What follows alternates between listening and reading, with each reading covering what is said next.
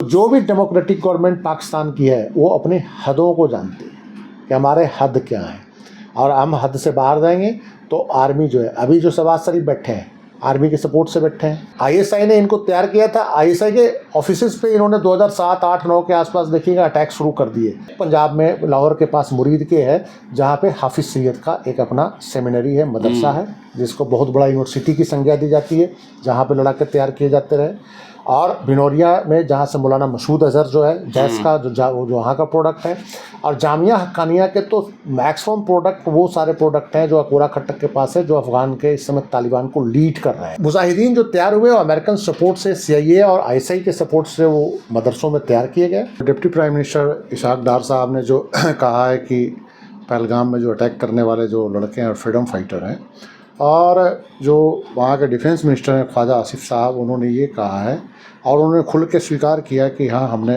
Terrorism को यहाँ पे फंड किया, टेररिज्म को बढ़ाया।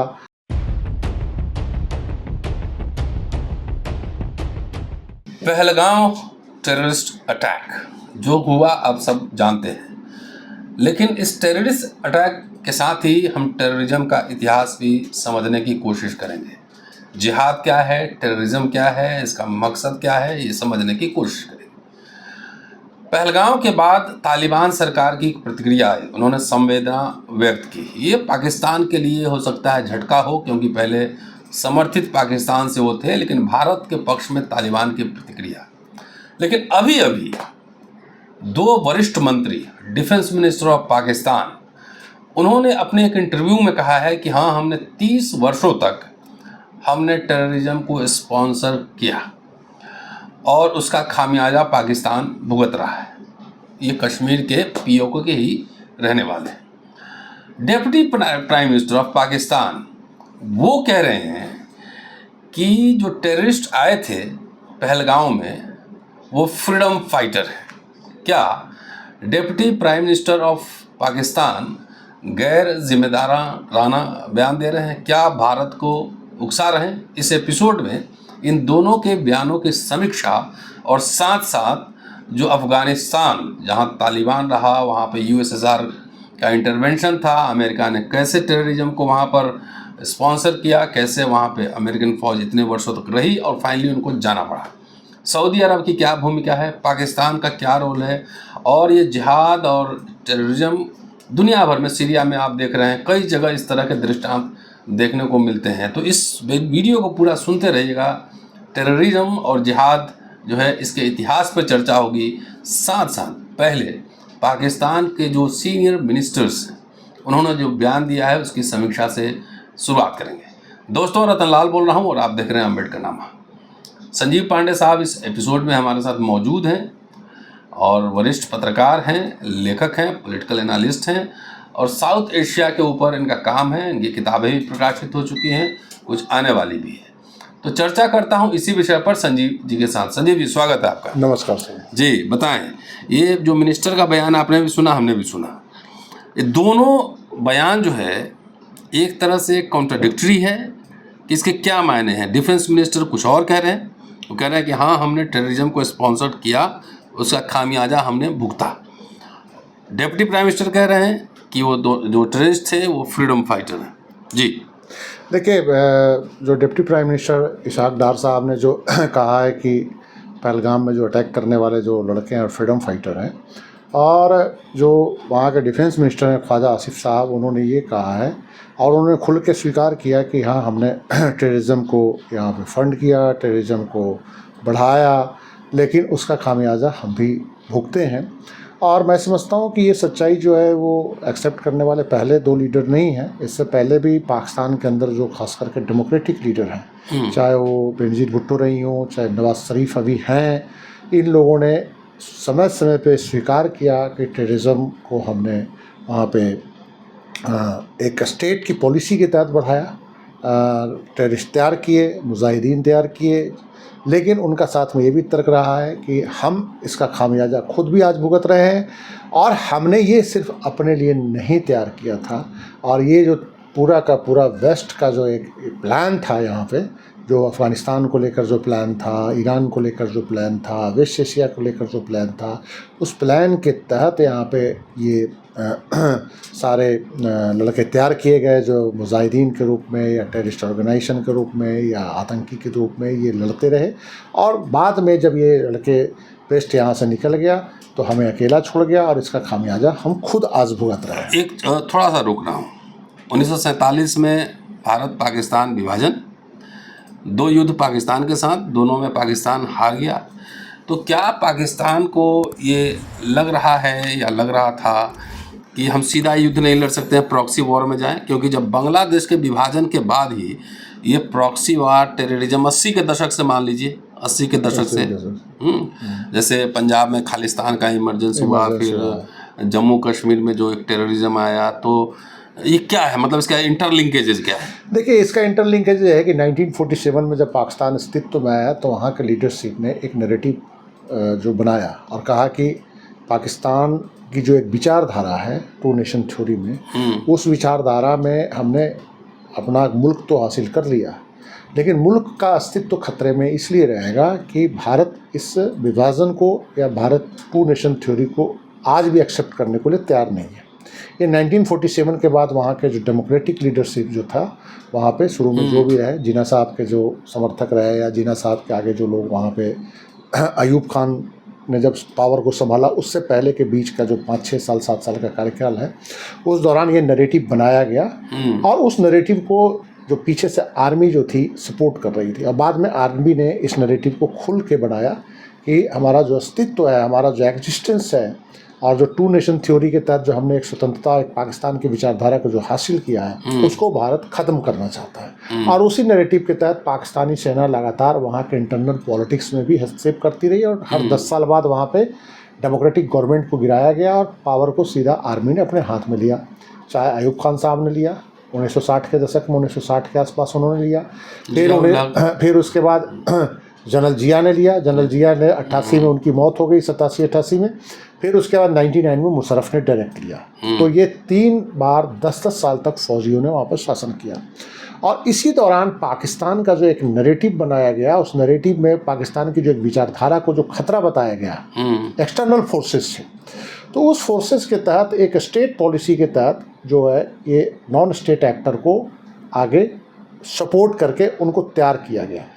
लेकिन एक चीज़ माननी चलिए कि शुरू में 1965 और 1971 में पाकिस्तान ने सीधी लड़ाई लड़ी। सीधी लड़ाई लड़ने के बाद उनको हार का सामना करना पड़ा। बांग्लादेश भी टूट गया, बांग्लादेश बन गया, पाकिस्तान टूट गया और बांग्लादेश बन गया।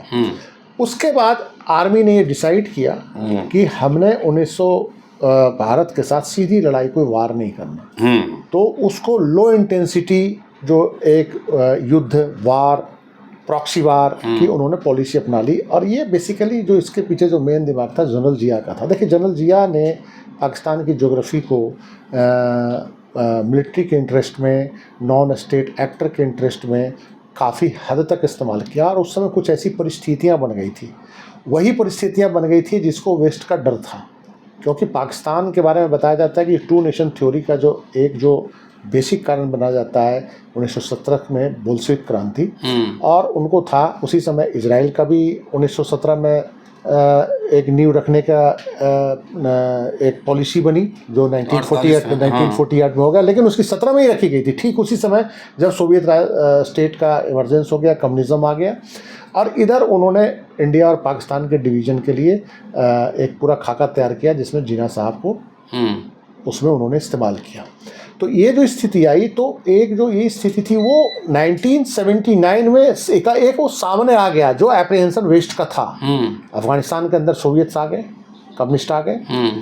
वैसे में जनरल जिया ने जिसके लिए पाकिस्तान को बनाने का जो एक पूरा प्लान ब्रिटिश और अमेरिकन जो मतलब ब्रिटिश फोर्सेज या वेस्ट फोर्सेज ने जिसको प्लान को बनाया था, वो देखा कि देखिए इसी दिन के लिए हमने पाकिस्तान बनाया था और ये देखिए कि अब उनकी ज़रूरत पड़ेगी। तो पूरे के पूरे पाकिस्तान की ज्योग्राफी का इस्तेमाल अमेरिका ने किया। उसके लिए पेशावर से लेकर क्वेटा तक अलग अलग जो है मुजाहिदीन, अलग अलग एरिया मुजाहिदीन तैयार किए गए, जिसमें ज़्यादातर अफ़गान्स थे और उनको उससे तैयार पहले रशिया के खिलाफ लड़े।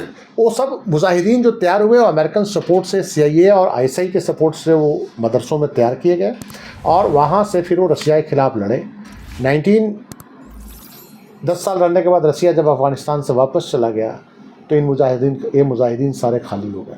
जो पाकिस्तानी मुजाहिदीन थे, जो अफ़गान मुजाहिदीन थे, इसी में उसामा बिन लादेन भी था उस समय, जो अरब से आया था। उसको अमेरिका ने प्लांट किया था यहाँ पे पेशावर के पास ही वो रहता था। उसने पूरी टीम तैयार करी थी अफ़गान वार के लिए। इसमें एक फ़िलिस्तीनी भी था, उसका नाम मुझे नहीं याद आ रहा है, जो उसामा बिन लादेन का ख़ास सहयोगी था। अब्दुल्ला जान या क्या नाम था, मुझे उसका नाम याद आ गया। तो ये जो लड़के तैयार हुए वो 1990 तक आते थे खाली हो गए। क्या करें। हालांकि जनरल जिया ने पहले ही तैयारी कर ली थी कि ये जो लड़के हैं इनका इस्तेमाल प्रॉक्सी वार के लिए हमने कश्मीर में इस्तेमाल करना है, टाइम टू टाइम इस्तेमाल करता था। लेकिन जनरल जिया का उस समय जो पूरा का फोकस एरिया ईस्टर्न फ्रंट पे पंजाब में था और उन्होंने खालिस्तान मूवमेंट को सपोर्ट किया था और पाकिस्तानी पंजाब में कई ट्रेनिंग कैंप्स थे जहाँ पे खालिस्तानियों को ट्रेनिंग को देते थे। तो उस समय उनका फोकस एरिया जो था वो इंडियन पंजाब था, कश्मीर उतना फोकस एरिया नहीं था। लेकिन 1990 के बाद जब ये सारे मुजाहिदीन खाली हो गए तो फिर इनका जो इस्तेमाल है ये कश्मीर की तरफ करना शुरू किया। देखिए, जो वहाँ पे जो 3-4 बड़े मदरसे जो हैं वो इस तरह के मुजाहिदीन और आतंकी तैयार करने के लिए बहुत बड़ा एक फैक्ट्री माना जाता है। उसमें एक कराची का जामिया बिनौरिया है और एक अकोरा खटक के पास जामिया हक्कानिया है। इस पर पाकिस्तान में जो अच्छे पत्रकार हैं, हिस्टोरियंस हैं, उन्होंने बहुत अच्छा लिखा भी है और उन्होंने पाकिस्तान गवर्नमेंट की खुल के आलोचना करी है कि ये आग से खेल रहा है। ये मैं तब की बात बता रहा हूँ कि एक पाकिस्तान के बहुत बड़े जर्नलिस्ट हुए हैं,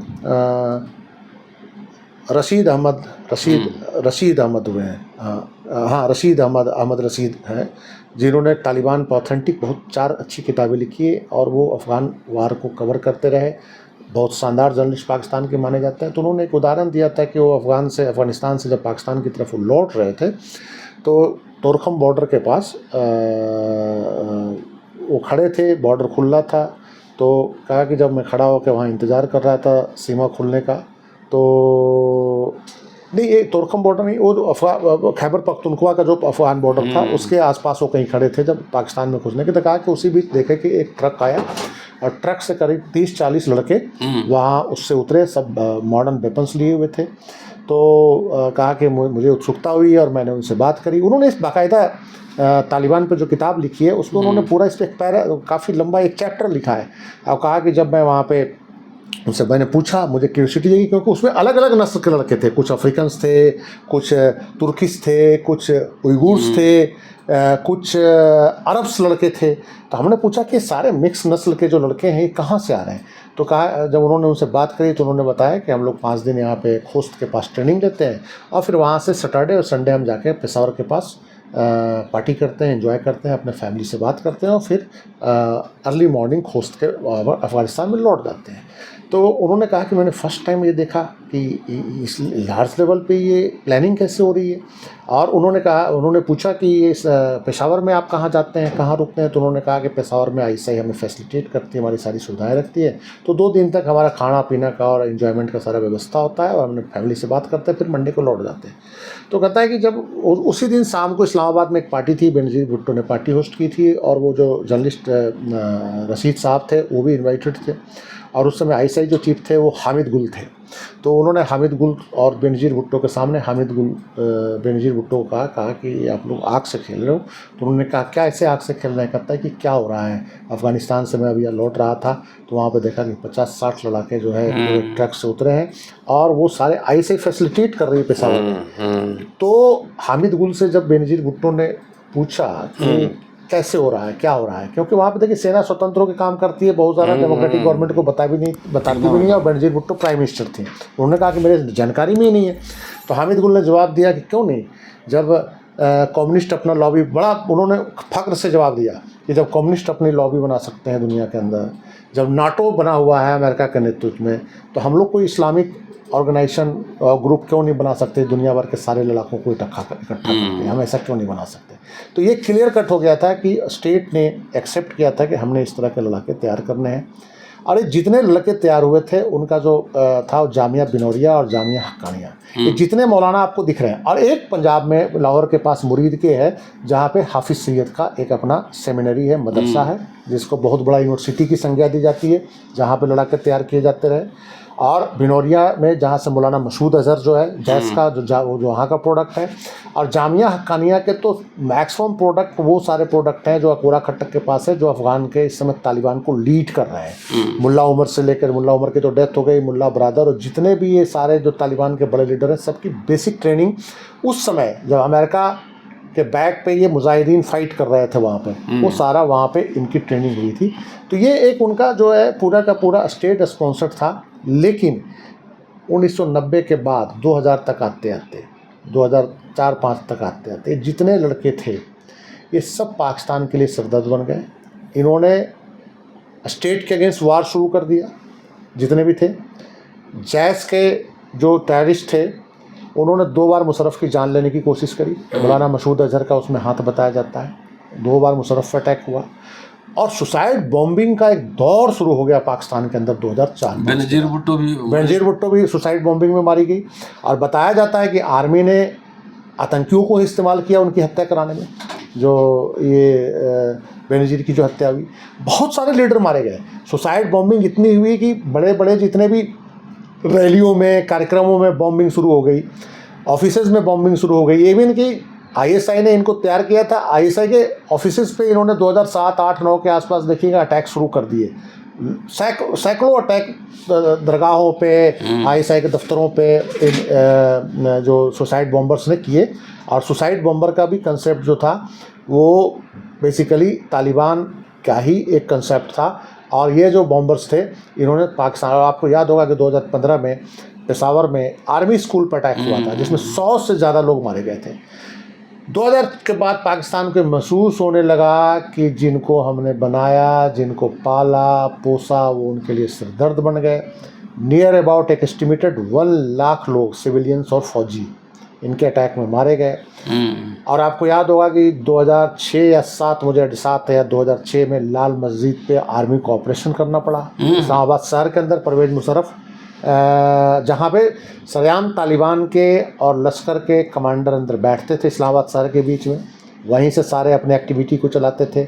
लास्ट में आर्मी को एक्सटर्नल प्रेशर में वहाँ पे कार्रवाई करना पड़ा, मुशर्रफ को कार्रवाई करना पड़ा। और उसके बाद वो मस्जिद को खाली करवाया गया। कम से कम 250-300 लोग उस कार्रवाई में मारे गए थे। तो पाकिस्तान को इसका खामियाजा लास्ट में खुद भुगतना पड़ा, उसकी इकनॉमी तबाह हुई।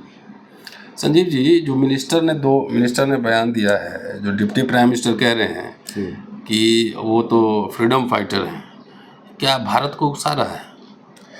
देखिए, बड़ा एक उनकी कंफ्यूज स्थिति है। देखिए वहाँ के जो वहाँ के लीडर्स जो है ना, वहाँ के लीडर्स बहुत कुछ जो बोलते हैं आर्मी की भाषा बोलते हैं। जैसे मैं एक उदाहरण बता रहा हूँ।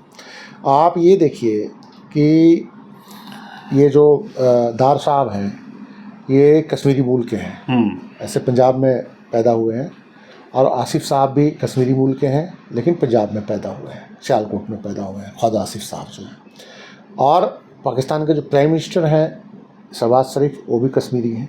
नवाज शरीफ फैमिली कश्मीरी है जो भारत से अमृतसर से माइग्रेट किए थे और पार्टीशन से पहले ये माइग्रेट कर गए थे। लेकिन ये जो है इनके बारे में 2 तरह की बातें हैं जो बेसिकली ये मुस्लिम लीग नून है इनका है। एक तो वहाँ पे डेमोक्रेटिक पार्टी में जो 3 बड़े 1970 के बाद जो सबसे बड़ी पार्टी आई थी पाकिस्तान पीपल्स पार्टी आई थी जुल्फ़िकार अली भुट्टो की, जिसको बोला जाता था ऑफिशियली बोला जाता है सोशली लीनिंग के थे, रिफॉर्मर थे, समाजवादी थे, फ्रीडम ऑफ प्रेस की बात करते थे। और लास्ट में वो आर्मी के शिकार हो गए।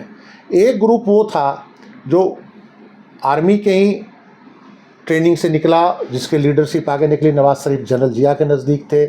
जनरल जिया के ही कहने पे सबसे पहले उनको पंजाब का वित्त मंत्री बनाया गया था। इनकी पार्टी थी इनकी पार्टी है मुस्लिम लीग न्यून। इनके बारे में ये कहा जाता है कि ये व्यापारी हैं, व्यापार को पसंद करते हैं और हैं भी ये स्टील के व्यापारी हैं। लेकिन कहीं ना कहीं इनकी जो पॉलिटिक्स है वो सेंटर से राइट होती है। और दूसरी जो सबसे बड़ी बात है कि आर्मी से बहुत लंबे समय तक टकराव नहीं ले सकते और आर्मी से टकराव लेने का ही खामियाजा भुगत चुके हैं। मुशर्रफ ने इनको अरेस्ट कर लिया था तख्ता पलट करके, इनको जेल भी भेजा। और फिर आपको याद होगा कि 2015-16 में इनका टकराव जनरल बाजवा से हो गया था और इनको सत्ता से हाथ गंवाना पड़ा। इन पे करप्शन केसेस चले, फिर ये भाग के लंदन चले गए। तो ये अपनी सीमा को जानते हैं। नवाज शरीफ के बारे में कहा जाता है कि ये या इनकी पार्टी भारत से संबंध सुधारना चाहती है क्योंकि स्टील के कारोबारी हैं। भारत के कॉरपोरेट से इनके बड़े अच्छे रिलेशंस हैं। सज्जन जिंदल से बहुत ही इनके नज़दीकी संबंध है। शुगर इंडस्ट्री जो भारत से जो शुगर इंडस्ट्री के जो कारोबारी हैं उनसे इनके बड़े अच्छे रिलेशन हैं क्योंकि इनके शुगर के कारोबार हैं। तो हमेशा ये बाघा बॉर्डर से और भारत से ट्रेड के वकालत करते रहते हैं। लेकिन वहाँ के मौलानाओं से भी इनके अच्छे संबंध हैं, राइट विंगर से भी अच्छे संबंध हैं, उनको भी नाराज़ नहीं करना सकते और आर्मी से डरते हैं। अभी जो इशाक डार साहब ने चाहे जो भी बोला हो, चाहे जो भी बात करी ख्वाजा आसिफ साहब ने, कहीं ना कहीं ये आर्मी की सहमति के लेकर ही स्टेटमेंट देंगे। ऐसे स्टेटमेंट नहीं दे सकते, तो इंडिपेंडेंट स्टेटमेंट नहीं दे सकते।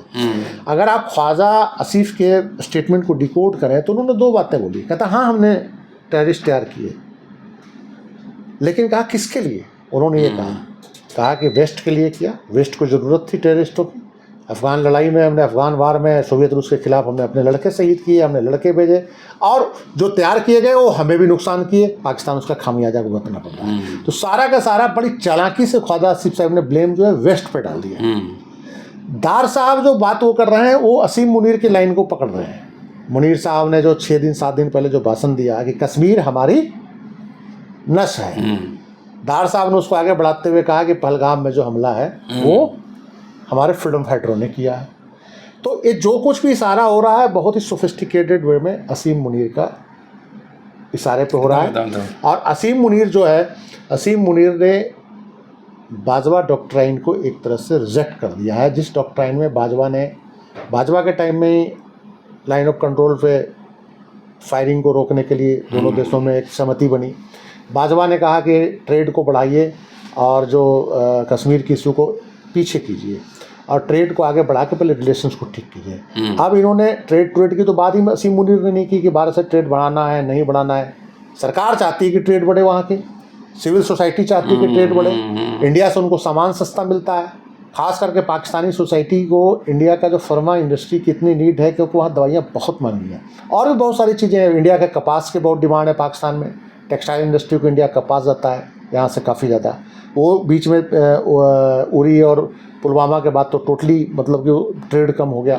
तो वहाँ के जो व्यापारी वर्ग है, वहाँ के जो लोग, डेमोक्रेटिक गवर्नमेंट है कि एक सीमा तक भारत से रिलेशंस को सुधारना चाहता है, लेकिन आर्मी के वहाँ अपने इंटरेस्ट है, आर्मी अपने हिसाब से काम करती है।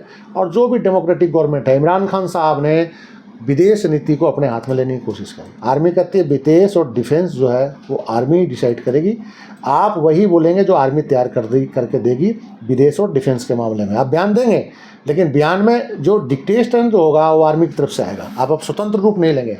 इमरान खान साहब जो थे आर्मी के मर्जी के बिना रशिया की तरफ चले गए, रशिया दौरा किए, उसी के बाद आर्मी ने उनको तख्ता पलट कर दिया, अगले साल गिरफ्तार भी कर लिया, जेल में सड़ रहे हैं, उन पर करप्शन के केसेस हैं, हालांकि आर्मी के सामने अभी झुके नहीं हैं।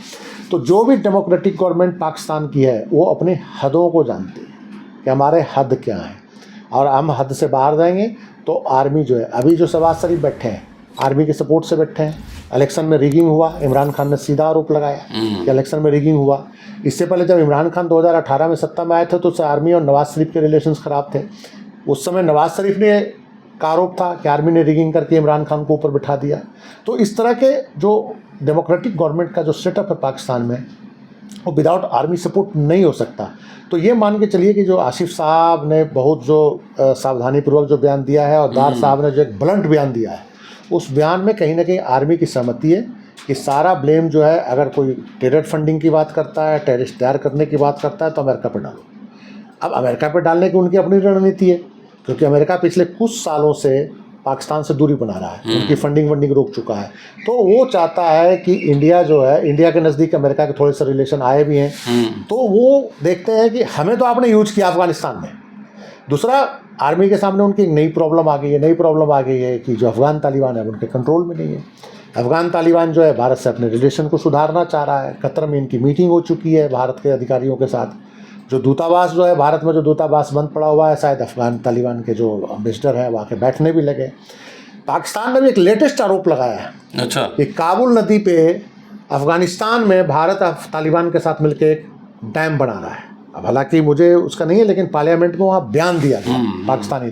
तो कहीं ना कहीं पाकिस्तान को ये लग रहा है कि वेस्टर्न फ्रंट पे, पहले पाकिस्तान का जो वेस्टर्न फ्रंट था उस पे पहले जो भारत से लड़ा, पहले भारत जो था हामिद करजई और उससे उसके बाद जो उनके अशरफ गनी की जो सरकार बनी थी, तो उस समय भारत प्रभावी था। अब जब हमारे शरण में काम करने वाले तालिबान जो है वो हमारे इशारे के बजाय वो भारत से रिलेशन को सुधारना चाह रहे हैं, तो पाकिस्तान का फ्रस्ट्रेशन अफगान सीमा पे भी है। दूसरा, अफगान सीमा पर वो लगातार फायरिंग भी कर रहे हैं। तो ये फ्रस्ट्रेशन में हो सकता है कि जो वहाँ की जो आर्मी है कुछ नया एडवेंचर करने की कोशिश कर रही हो, लेकिन इसमें कोई शक नहीं है कि पाकिस्तान के जो लीडर्स हैं ये सरेआम एक्सेप्ट करते हैं कि हाँ, हमारे पास फैक्ट्री है, हम लड़ाके तैयार करते हैं, हम आतंकी तैयार करते हैं। और वहाँ के जितने भी आतंकी ऑर्गेनाइजेशंस हैं पब्लिक प्लेस पे वो भाषण भी देते हैं, सरेआम भाषण देते हैं। और जो सरकार अगर उनको चुनौती वहाँ की देने की कोशिश करती है तो उनको भी टारगेट करते हैं। और सबसे बड़ा उदाहरण है कि आर्मी को भी समय समय पर टारगेट कर रहे हैं, जिसका सबसे बड़ा उदाहरण परवेज़ मुशर्रफ थे, जिन पे जैश ने 2 बार अटैक किया और मिलिटेंट अटैक हुआ जैश पे, जैश के लोगों ने किया और परवेज़ मुशर्रफ बाल बाल बच गए थे। तो वो जो अब इस तरह के वो भस्मासुर बन गए हैं उनके ऑर्गेनाइजेशंस की, अगर एक सीमा पर गवर्नमेंट उनको कंट्रोल भी करने की कोशिश करेगी तो वो शायद इतना कंट्रोल में नहीं आएगा। दूसरा, उनकी बलूचिस्तान की स्थिति बहुत ख़राब हो चुकी है इस समय। वो लगातार इंडिया पर आरोप लगा रहे हैं। जो अभी जो जफर एक्सप्रेस पे जो हमला हुआ और बलोच लिबरेशन आर्मी के जो लोगों ने पूरे ट्रेन को हाईजैक कर लिया था और उसमें खासे लोग मारे गए, तो उसमें जो पाकिस्तानी जो अथॉरिटी थे वो लगातार इंडिया को आरोप लगा रहे थे। वो पाकिस्तानी अथॉरिटी इंडिया पे ये भी आरोप लगा रहे हैं कि जो तहरीक-ए-तालिबान पाकिस्तान, जो पाकिस्तान के अंदर पाकिस्तानी अथॉरिटी के खिलाफ जो लड़ने वाला आतंकी संगठन है उसको इंडिया मदद करता है। इंडिया में उनके लोग फाइटर्स आके इलाज कराते हैं जो उनके जो आतंकी हैं, और बलोचियों को इंडिया मदद करता है, भारत में जाके इलाज कराते हैं। तो ये जो है पाकिस्तान का जो एक अप्रोच है, इस अप्रोच में अभी आपको लगेगा कि आगे भी बहुत जल्दी बदलाव नहीं आना है। और इसको आप मान के चलिए कि सिर्फ हम लोग एक भाषण देंगे या सिर्फ पॉलिटिकल माइलेज लेने के लिए, हिंदू मुसलमान करने के लिए अगर इसका इस्तेमाल करेंगे तो इसका कोई हल नहीं है। इसके लिए बहुत sensible long term policy India को बनाना पड़ेगा कि पाकिस्तान के अंदर, और दूसरा पाकिस्तान को समझना पड़ेगा कि पाकिस्तान की सेना आपकी दुश्मन हो सकती है, लेकिन पाकिस्तान की सिविल सोसाइटी, आम नागरिक या डेमोक्रेटिक लीडरों में एक बहुत बड़ा ग्रुप जो है वो भारत से रिलेशंस को अच्छा करना चाहता है। शुक्रिया संजीव जी, बहुत शानदार बातचीत के लिए। तो ये टेररिज्म का इतिहास और 2 वरिष्ठ मंत्रियों का वक्तव्य, उसकी समीक्षा। शुक्रिया, देखते रहिए अम्बेडकर नामा। नमस्कार। शुक्रिया, नमस्ते।